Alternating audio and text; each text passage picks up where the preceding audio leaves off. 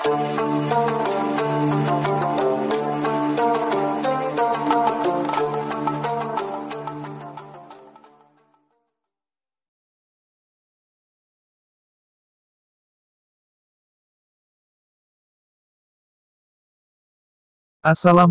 warahmatullahi wabarakatuh.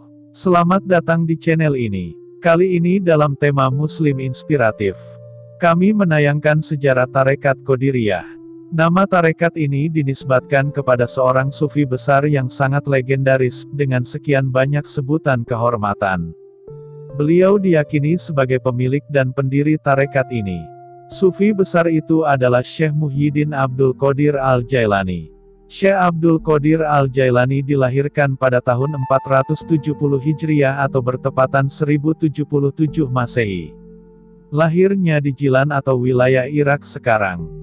Dan meninggal di Baghdad pada tahun 561 Hijriah atau sekitar 1166 Masehi.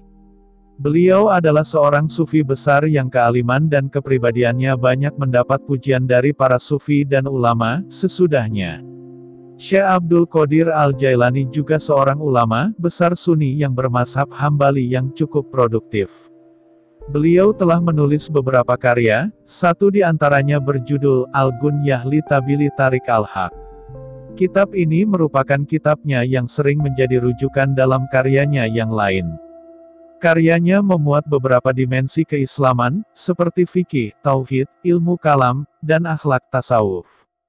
Dilihat dari beberapa buah karyanya, tidak diragukan lagi bahwa beliau adalah seorang teolog atau ahli ilmu kalam. Serta seorang mujtahid dalam fikih dan juga seorang orator yang pandai. Syekh Abdul Qadir Al-Jailani memimpin madrasah di Baghdad.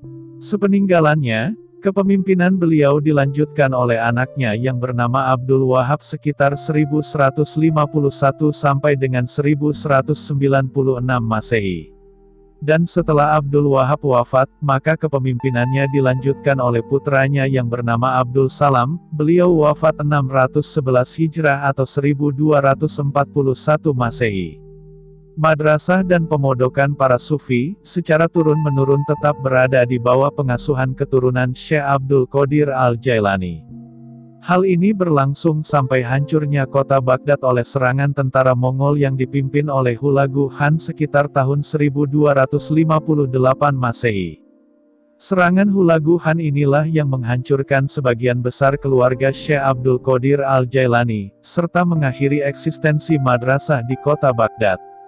Perkembangan tarekat ini menyebar ke berbagai daerah kekuasaan Islam yang berada di luar Baghdad.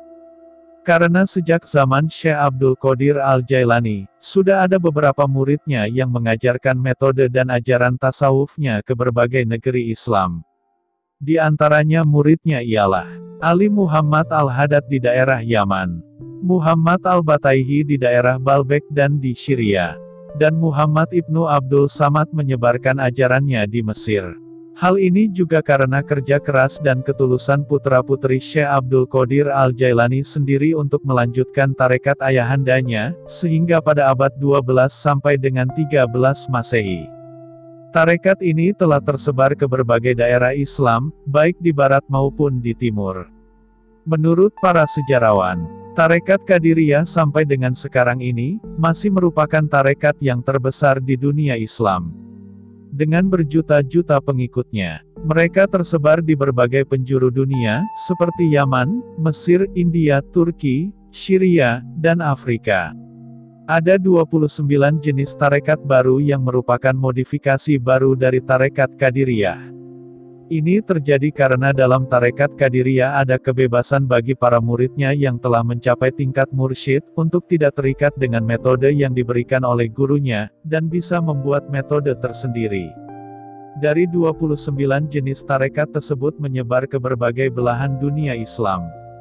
Di samping tarekat Qadiriyah itu sendiri, dan tarekat-tarekat lain yang belum terjangkau dalam penelitian sejarawan.